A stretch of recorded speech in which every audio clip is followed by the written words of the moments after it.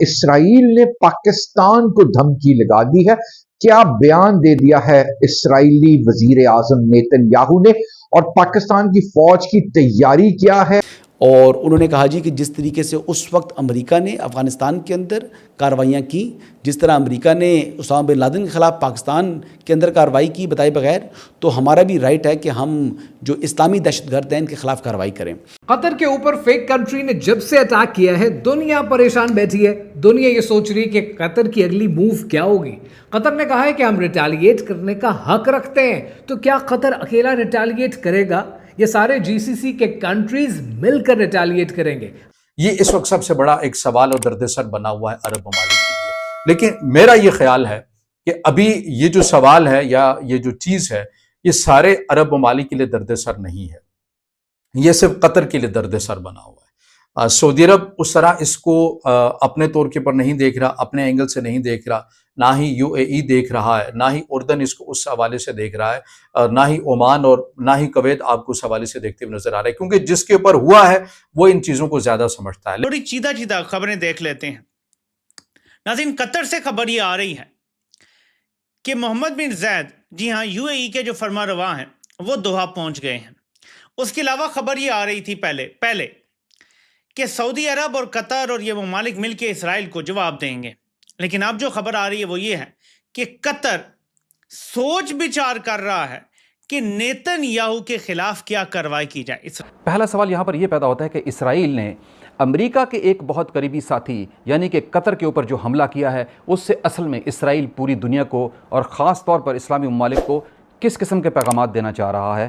دوسرا جو مین کوشچن ہمارے ذہن میں یہاں پہ آتا ہے وہ یہ ہے کہ کیا واقعی ٹارگٹ جو ہے وہ حماس تھا, اور اس سلسلے میں حماس نے ابھی تک کیا پلان کیا ہے کہ وہ کس قسم کا جوابی حملہ کرے گی.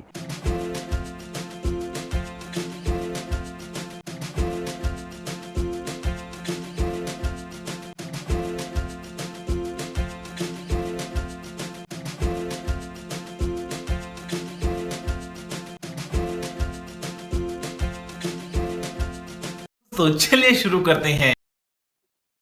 ناظرین اکرام, قطر پہ حالیہ اسرائیل کے حملے کے بعد پاکستان نے کھلا اعلان, بلند و بانگ, مطلب اپ فرنٹ سامنے آ کر قطر کی حمایت کا اعلان کیا, اور بلکہ یونائٹڈ نیشنز اقوام متحدہ کی سلامتی کونسل میں ایک ایمرجنسی اجلاس بنانے کی بھی درخواست پیش کر دی ہے. تو پاکستان نے وہ برادرانہ اسلامی ملک ہونے کا ثبوت دیا, کیونکہ میرا اپنا ماننا یہ ہے کہ پاکستان پر ذمہ داری زیادہ آتی ہے.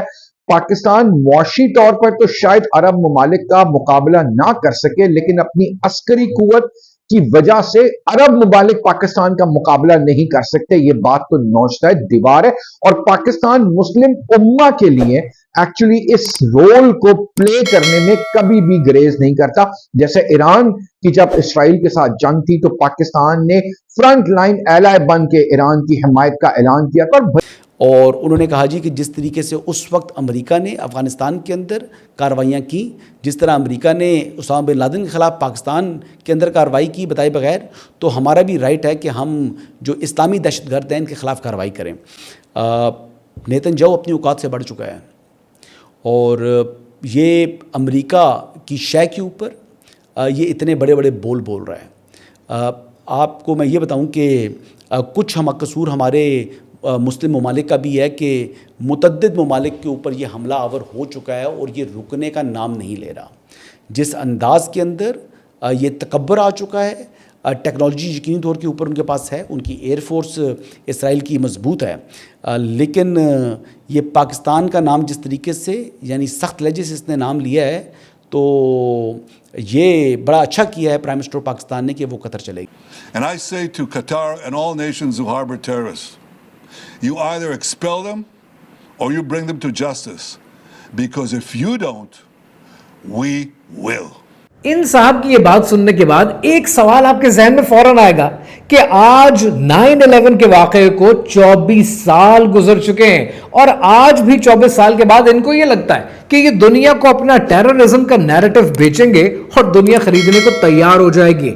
لیکن اس سوال کے علاوہ دو بہت بڑے سوال ہیں. पहला सवाल यह है कि कतर के पास इस वक्त कौन कौन सी मूव्स हैं जो कतर ले सकता है, और अगर पाकिस्तान के गिर्द दूसरी तरफ घेरे को तंग किया जाएगा तो पाकिस्तान के खिलाफ इन आलमी ताकतों की क्या क्या साजिशें हो सकती हैं। कि अभी मैं अल जजीरा के ऊपर ये वीडियो देख रहा था, इसके ऊपर तज्जिए भी जा रहे थे कि इसराइली वज़ीर-ए-आज़म बेंजामिन नेतन्याहू की जानिब से एक बयान दिया गया, उसके अंदर उन्होंने कहा कि भाई ये देखिए कि अमेरिका ने जो कुछ अफगानिस्तान में किया अपनी सलामती के लिए किया। अमेरिका ने एबटाबाद में पाकिस्तानी हदूद के अंदर जाकर जो फौजी कार्रवाई की वो अपनी सालमियत के लिए की, अपनी सलामती और अपनी बका के लिए की। उसके बाद तमाम दुनिया जो है, चाहे वो मगरबी दुनिया हो, चाहे वो अरब ममालिक हो, ये जो भी हो, वो तो अमेरिका को इस इक़दाम के ऊपर अप्रिशिएट कर रहे थे। तो हमें क्यों, दुनिया हमारी क्यों मजम्मत कर रही है, इसराइल की मजम्मत क्यों कर रही है? आखिर हमने भी तो वही इक़दाम किया है जो अमेरिका ने किया था कि उसकी सालमियत और बका के लिए जो कुछ ज़रूरी था अमेरिका ने वो अफगानिस्तान और अमेरिका के अंदर जाकर किया, तो हम भी तो वही काम कर रहे हैं। अगर कोई मुल्क ऐसा चाहता है कि हम ऐसे काम ना करें तो फिर ज़रूरी है कि इसराइल की नज़र के अंदर जो मुजरिम है, जो सज़ावार है, वो उन्हें अदालती कटहरे के अंदर पेश करे, या फिर उनके दफातर, उनको जो सहूलतकारी है, महफूज ठिकाने हैं, वो कम से कम अपने मुल्क में ना दें। अगर वो ऐसा करते रहेंगे तो हम भी ये हक महफूज रखते हैं।